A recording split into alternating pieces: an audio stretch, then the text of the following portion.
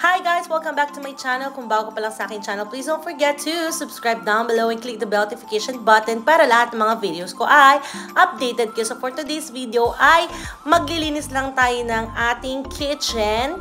And syempre magde-declutter din tayo ng mga gamit na hindi na natin gagamitin para maipamine na natin. Ayan. And thank you so much sa mga miners ko. Abang-abang din kayo ulit sa mga i-declutter natin. And syempre, habang naglilinis kami, nagutom kami. Kaya kain muna and then hugas-hugas din pag may time. And syempre guys, yung paglilinis natin, hindi talaga siya basta-basta. Akala nga namin maaga pa, pero ginabi na kami sa paglilinis. Kasi nga, pag naglinis ka ng general cleaning talaga, syempre, lahat ng every corner, sulok ng bahay mo, talagang lilinisin mo ng husto. So, yun yung ginawa namin. May mga maliliit tayo na mga areas sa house na syempre hindi napapansin minsan sa vacuum. Kaya, yun talaga yung inintindi namin. And syempre, yung mga ibang gamit na nakakalat, ayan, yan nilalagay namin sa table, yan yung mga na-declutter ko. Guys, sobrang dami talaga as in. Kaya gusto ko na talaga silang matanggal sa paningin ko para mas lumuwang na yung ating kitchen. And now, we're here sa ating living area.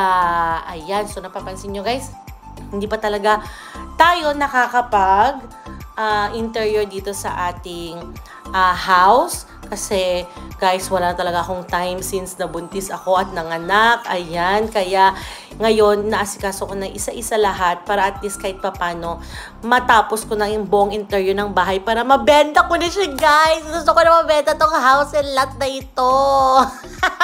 So sa mga nanonood, bilhin nyo na siya. This is located here in Camellia, Carig. Binebenta ko na po siya ng 7 million kasama lahat ng aircon sa taas, dito sa baba, yung ref and all. Imayin nyo na po itong bahay ko guys. So yun, nagpapalit tayo ng curtains and syempre yung mga pillowcases, tapos nag-vacuum. Ayan, naglinis-linis ng onting-onte, gano'n, onte, pero ang dami naming nilinis. Pinunasan ng lahat, pati yung TV, yung walls, pinunasan din. And syempre, hindi ko makakalimutan yung ating curtains. Kailangan din siyang ma-iron para mas maganda at hindi kusot-kusot naman cells, di ba? Kasi ang pangit pag kusot-kusot.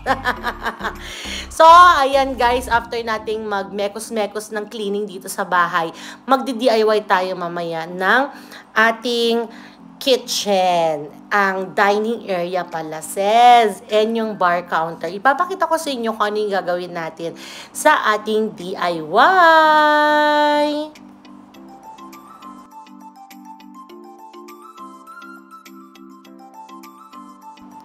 So, ito na nga mga says, nag-order tayo ng mga panel, pero unfortunately, damage siya lahat. Basag-basag siya, guys.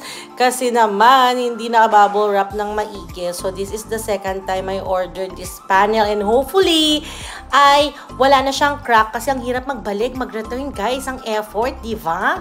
Ayan. So, this one is the panel for our dining area. And thank you kasi maayos naman siya lahat. Sa wakas, guys.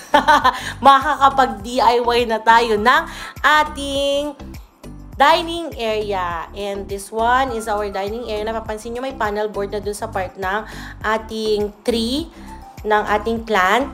Ayan, so itutuloy ko na lang siya guys kasi naumpisahan ko na siya noon. Pero hating gabi ko siya naumpisahan, 12 midnight. Hindi na ako nakapag-vlog kasi ano lang yan, siningit ko lang siya habang nag-e-edit ako ng newborn photo shoot. So ngayon, i-vlog ko na siya, kinakabit ko na tong mga panel boards. This panel board cost 200 pesos per panel. Nakikita nyo kung gano'n lang siya kaliit guys. And gano'n lang siya kaiksi. Napaka-expensive niya. Yeah, it's 200 pesos each. Pero sabi ko nga, aanhin mo naman ang pera kung hindi mo naman, walang kwenta yung itsura ng house mo, di ba? So, nag-effort akong alam mo yon, mag-ipon. Nag-ipon. Nag-ipon ako para dito sa panel board na to para magkaroon ng accent tong ating wall kasi super plain. Sayang naman yung mga pin lights natin. Wala siyang accent. So, nilalagay ko lang tong ating mga panel boards. And, syempre guys, super effort maglagay nito kasi kailangan talagang pantay-pantay yung pagkakalagay mo. And, syempre, yung paglagay mo ng no-nails, ganon. Ang hirap talaga kasi minsan nadudulas din siya kapag hindi pa siya tuyo. So, kita nyo naman guys, alam mo, pokpok ako ng pokpok dyan. Ang sakit na ng kamay ko, says. Todo effort ako dyan, mag-isa ko lang, says. Yung asawa ko pa mekos-mekos lang sa buong bahay. Wala namang tinutulong mga says. Ang hirap mang buhay ng nanay. Oy, o diba? Ako lang ang nagkabit niyan mga says. So, itong panel board natin is not the usual na ay aesthetic, tapos yung wood, ganon. This is white and gold panel. Makikita nyo mamaya sa ating video. Ayan, mapapansin nyo, may ano na siya, parang makapapansin nyo na may mga gold siya. White and gold yung panel na to. And hindi siya super deep yung every panel niya. Hindi yung, alam mo yung usual na super deep na mahal na panel boards. Hindi siya ganon. So, ano lang siya, parang medyo may pagka 3D lang siya. Tapos may pagka, ano ba yun? Hindi ko ma-explain. Ang hirap naman nag-explain, guys. Naman ang hirap talaga pag nag-voice over tayo, guys. Nabablock mind ako, guys. Wala na akong ma-ezep. Ayan. So, nilagyan ko din tong corner na to kasi nai-stress talaga ako dito sa corner na to. Nai-stress ako, guys, sa mga poste. Ayoko makakita ng poste. Gusto ko seamless. Gusto ko plain yung walls. Diba? Ang pangit niya. Kaya gagawin ko siya ng paraan na parang hindi lang siya makitang, alam mo yon, tapos hindi pa perfect yung pagkakagawa ng poste. Hay nako! Nakakaewan talaga. Ayoko na yung mga poste-poste na yan. Hindi talaga siya maganda. Kaya ang hirap gawa ng interior to kasi hindi mo siya talaga mapapaganda kapag may posteng medyaan, di ba? Sana wala yung poste, B. Pati dun sa kabila, guys, may malaking poste. Hindi ko siya, ewan ko na, promise.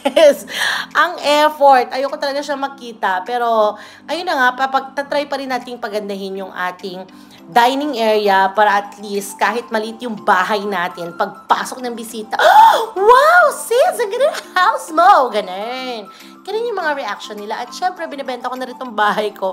Kaya, pinapaganda ko na siya para bilhin nyo na siya, guys. Ganun. Ayan. So, ito na nga, naglalagay na ako ng mga last pieces for this DIY. Pero hindi ko pa ito mabubuo, guys. Kasi alam nyo, talaga ang mahal niyang panel na yan.